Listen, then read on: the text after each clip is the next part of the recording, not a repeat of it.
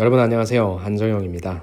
먼저 여러분들과 함께 이젠 오프라인에서도 만나겠다라고 하는 공지사항을 좀 먼저 드리고 싶어요. 그동안 유튜브 상에서만 뵀었는데 이제 여러분들 얼굴 직접 보면서 다양한 자기소개서, 면접, 취업 전략 등의 고민을 함께 나누고 싶습니다. 그 첫 번째 공개 특강이 2020년 3월 1일에 있을 예정이니 본문과 커뮤니티에 있는 링크를 참조해 주셔서 꼭 신청해 주시기 바랍니다. 감사합니다. 네, 이번 시간에는 오랜만에 또 공기업을 하나 하네요. 한국관광공사, 여러분들이 굉장히 가고 싶어 하는 인기 공기업 중에 하나죠. 한국관광공사의 일반직 신입사원 채용 공고, 그리고 자기소개서 어떻게 작성하면 좋을지 또 우리 같이 한번 알아보도록 하겠습니다. 제일 먼저 해야 될 거는 공기업은 기업 분석이죠. 사기업도 마찬가지지만 한국관광공사 여러분들이 당연히 보시겠지만 전 여러분들이 특히나 공사는 무엇입니까? 잠깐만 얘기하면 공기업은 크게 공사와 그 다음에 공단으로 나뉘죠. 이 차이도 모르고 지원하시는 분들도 많을 거예요. 괜찮습니다. 이번 시간을 통해서 알면 되죠. 공사는 당연히 수익이라고 하는 부분을 생각할 수밖에 없는 곳이죠. 그래서 철도공사, 그죠? 그 다음에 가스공사, 이런 것들이 있을 거고, 그래서 수익을 항상 생각해내야 된다라고 하는 부분이고, 공단이라고 하는 부분은 수익이라고 한다기보다는 어떤 행정의 효율화를 하기 위해 상위기관이죠. 보건복지부가 됐건, 아니면은 기획재정부가 됐건, 그런 거에 하위기관으로서의 행정의 효율화를 도모하기 위해서 공단을 만들어 놓는 것이죠. 대표적인 것이 국민연금공단, 그 다음에 건강보험공단, 이런 것들이 있겠죠. 그래서 여기는 관광공사이다 보니까, 물론 공공의 어떤 성격도 갖고 있겠지만, 어찌됐건 돈을 벌어야 되는, 수익을 내야 되는 그런 입장이다라고 얘기해서 저는 여러분들이 다양한 것들을 보시겠지만 무엇보다 어떤 사업을 진행하고 있는지에 대해서 좀 살펴보세요. 우리가 흔히 일반적으로 관광이라 하면 여러분들 머릿속으로 그냥 스쳐 지나가는 그러한 어렴풋한 관광의 개념. 사람들이 한국에 오게 해서 어떻게든지 즐길 수 있게 만들면 되는 거 아니야?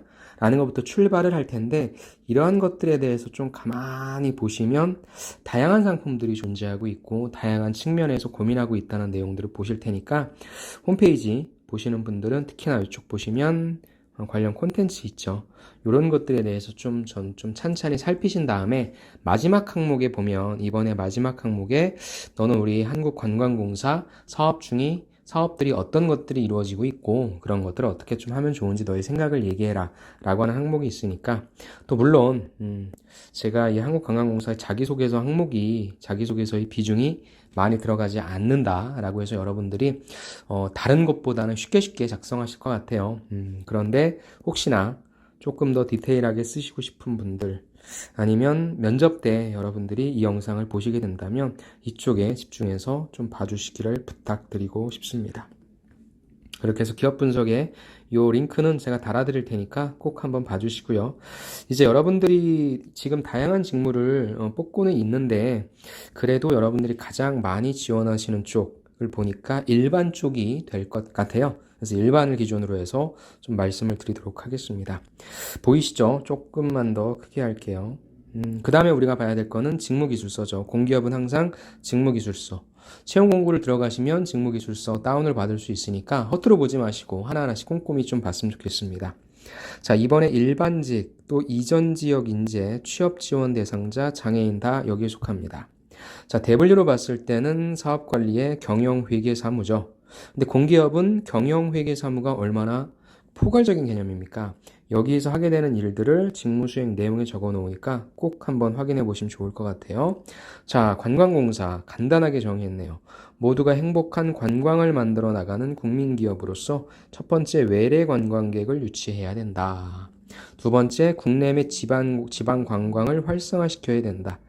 관광 수용 태세 개선, 이런 거 처음 들어보네요.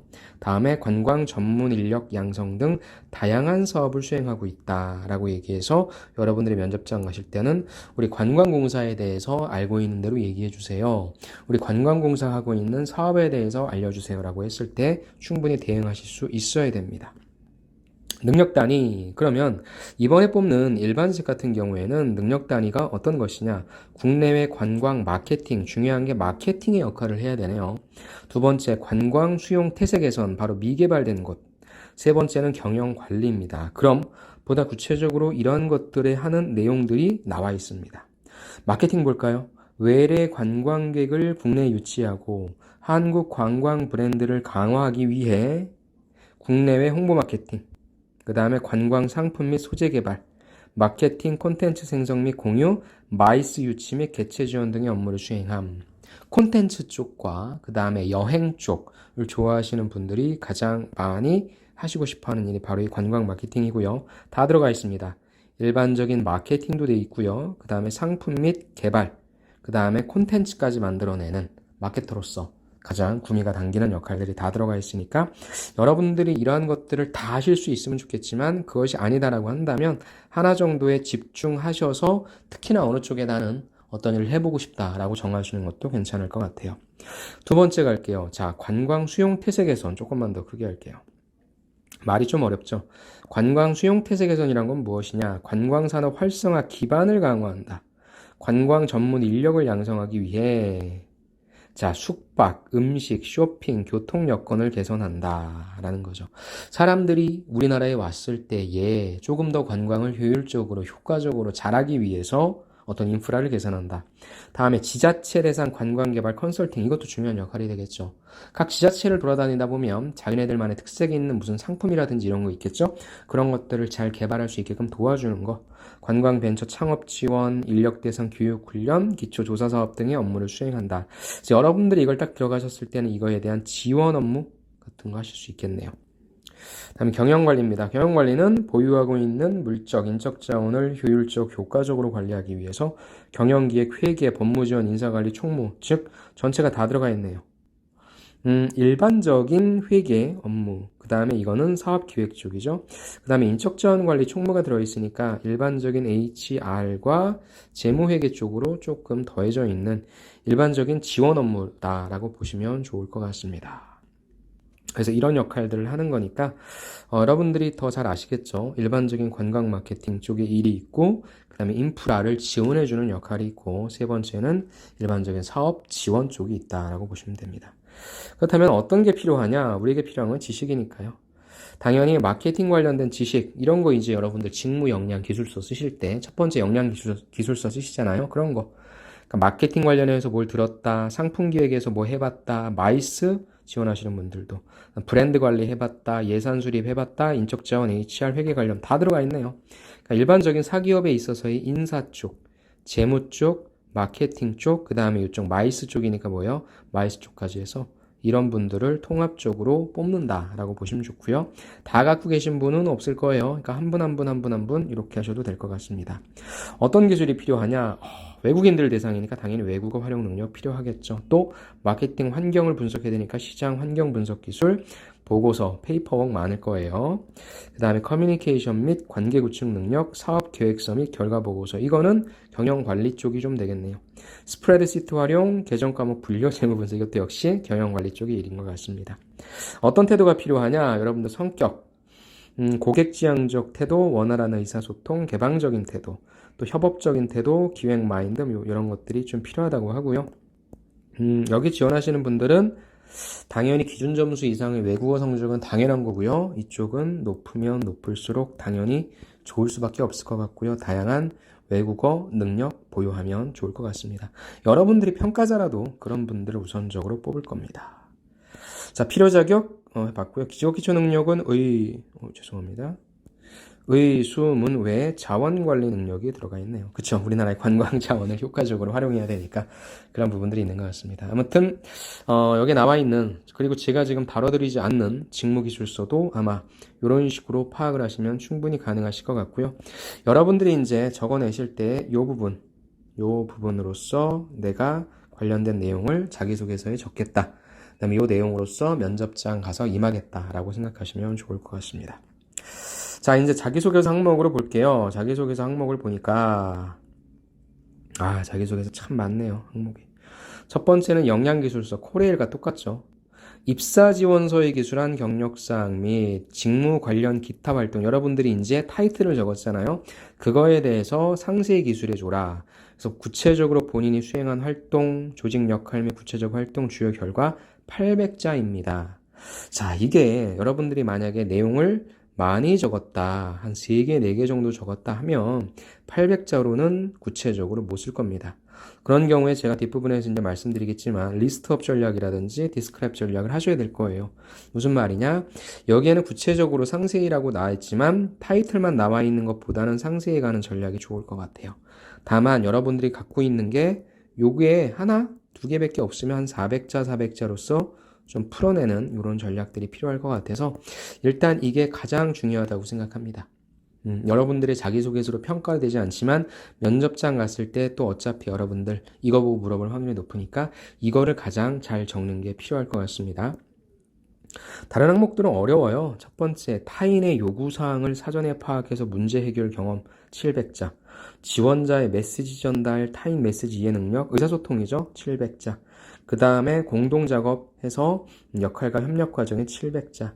또 도덕기준, 그래서 어떤 게 힘들었는지 700자. 마지막은 기업에 대해서 알고 있는지에 대한 부분 700자. 라고 얘기해서 800자 77777. 하나, 둘, 셋, 넷, 다섯. 7호 35, 800에서 한 4300자 정도다. 라고 하는 부분. 좋습니다. 700자니까 가급적이면 하나의 소재. 그 다음에 이 사업은 1번과 이렇게 정리할게요. 그래서 저는 전체적인 걸 잡는다면 요것과 요것은 가급적이면 꽉꽉 채워서 소재는 리스트업 할 수 있으면 리스트업, 디스크라이브 할 수 있으면 디스크라이브. 이 부분도 역시 마찬가지로 한국관광공사의 가장 핵심적인 사업에 대해서 디테일하게 풀든가 아니면 나열하시든가 하시고요. 나머지는 하나의 소재로서 700자로서 디테일하게 풀어주는 디스크라이브 방식을 추천드리고 싶습니다. 네, 이렇게 해서 우리가 첫 번째 한국관광공사 어떻게 접근하면 좋을지에 대해서 좀 살펴봤고요. 바로 이어서 가장 중요하다고 얘기할 수 있는 경력기술서 어떻게 작성하면 좋을지 한번 살펴보도록 하겠습니다.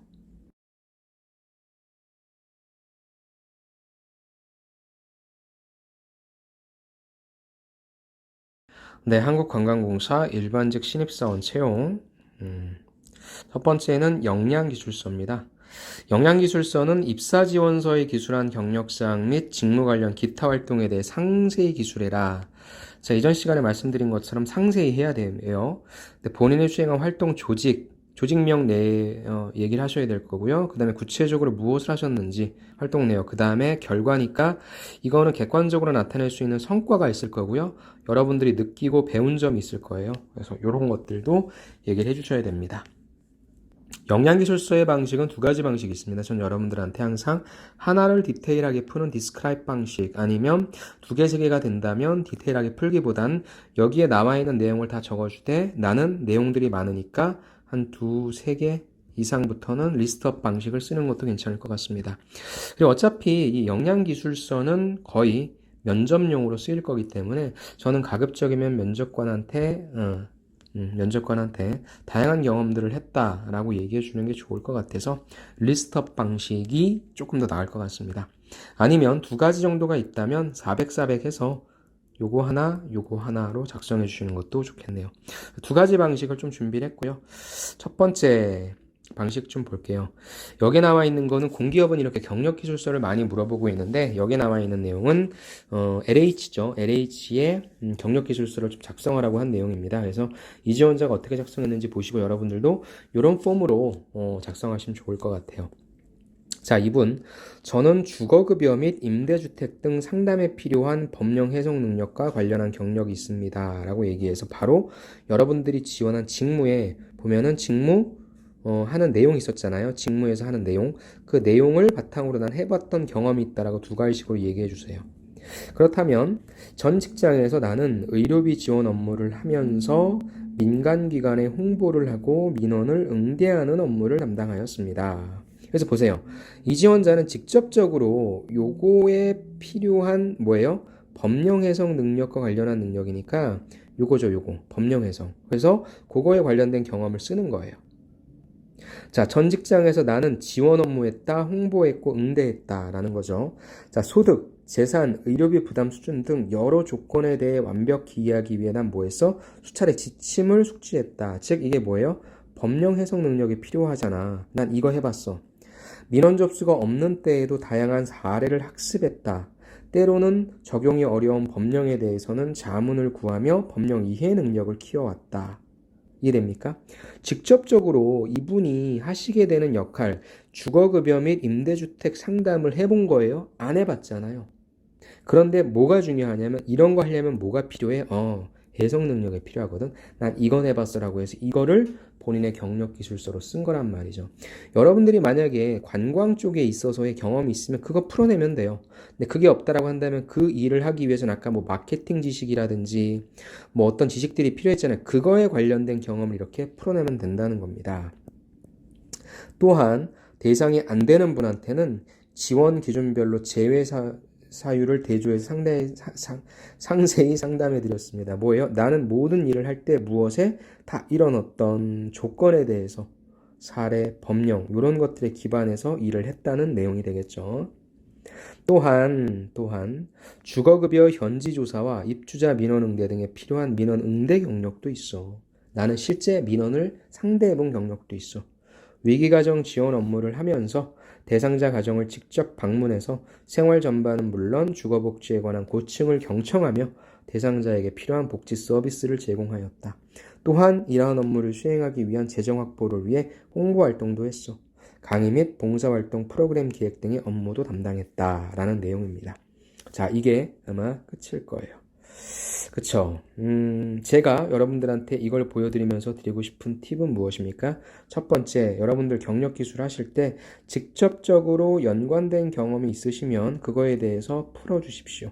그래서 어떤 역할을 했다라고 얘기해서 스타 방식으로 풀어주시고 두 가지가 있으면 그거에 대해서 풀어주시면 되겠습니다. 근데 내가 이게 없다라고 한다면 간접적인 직무 역량이라도 어떤 지식을 습득했다라든지 아니면 어떤 방법론을 습득했다라고 해서 이런 식으로 작성해 주시면 좋을 것 같은데 저는 요거는 괜찮은 것 같아요. 그래서 여러분들이 리스트업을 할 때 있어서 리스트업을 한다면 요 정도의 분량으로서 요걸 한 두세 개 정도 여기 그럼 나와 있잖아요. 어떤 일을 했는지. 근데 뒷부분에 있어서 뭔가 추가적으로 가는데 여기에 있어서 뭐 하나 했다. 여기에 있어서 뭐 하나 했다는 사실 여기 문제에서 묻는 근데 뭘 했는지 모르잖아요. 그러니까 스타 방식에 있어서 너무나 간략하게 적어줬기 때문에 제가 만약에 이 지원자들한테 얘기를 한다면 이 부분도 한 장 더, 이 부분도 한 장 더를 쓸 것 같아요. 나와 있진 않으니까. 그래서 이런 식으로 쓸 거면 모든 내용들을 다 이런 식으로 쓰든지 아니면 조금 더 디테일하게 나가는 이런 방식을 쓰든지 둘 중에 하나의 방식 쓰시는데 저는 여러분들이 서술을 하신다면 이 정도의 분량으로서 써주시면 좋을 것 같습니다. 여기 이제 추가적으로 된다면 성과 부분이 없으니까 그래서 상담을 해드려서 어떤 결과가 나왔다. 요 한두 문장만 더해지면 될 것 같거든요. 그래서 저는 첫 번째로서 여러분 작성하실 때 이 방법 좀 추천을 드리고요. 이 부분도 역시 그런 식으로의 보완, 이 부분도 보완이 좀 필요할 것 같습니다. 아니면 이렇게 서술형으로 하면 여러분들이 좀 디테일하게 쓴 것 같은데 막상 먹으려면 먹을 게 없잖아요. 그런 경우에 제가 두 번째 보여드리려고 하는 게 이 방법이에요. 이런 식으로 그냥 기술을 하는 거죠. 어찌됐건 이게 면접용으로 쓰일 거라고 한다면 그런 식으로 어디에서 자 일단 언제부터 언제까지 근무했고 어디에서 근무를 한 것이고 구체적으로 내가 무엇을 했다라는 것과 플러스 이제 여기에 뭐예요? 성과적인 측면만 한 줄 더 넣어주셔서 작성해 주시면 좋아요. 그래서 경력사항이 2개, 3개 되시는 분들은 이런 식의 작성 방법도 한번 생각해 보시면 좋을 것 같아요.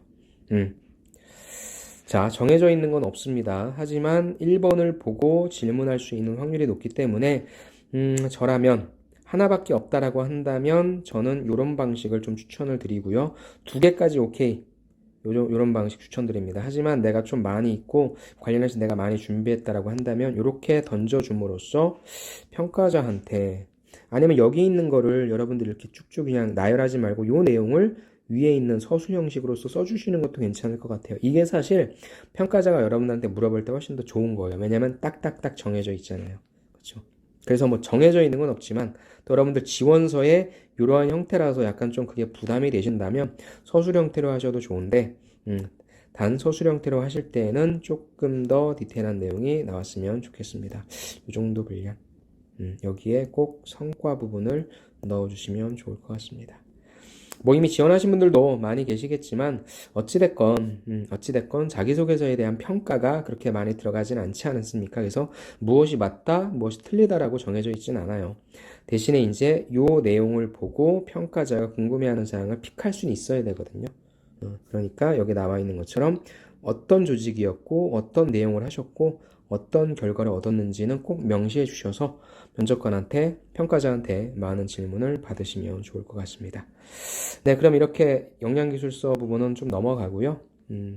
다음 자기소개서 항목은 다음 시간부터 살펴보도록 하겠습니다. 수고하셨습니다.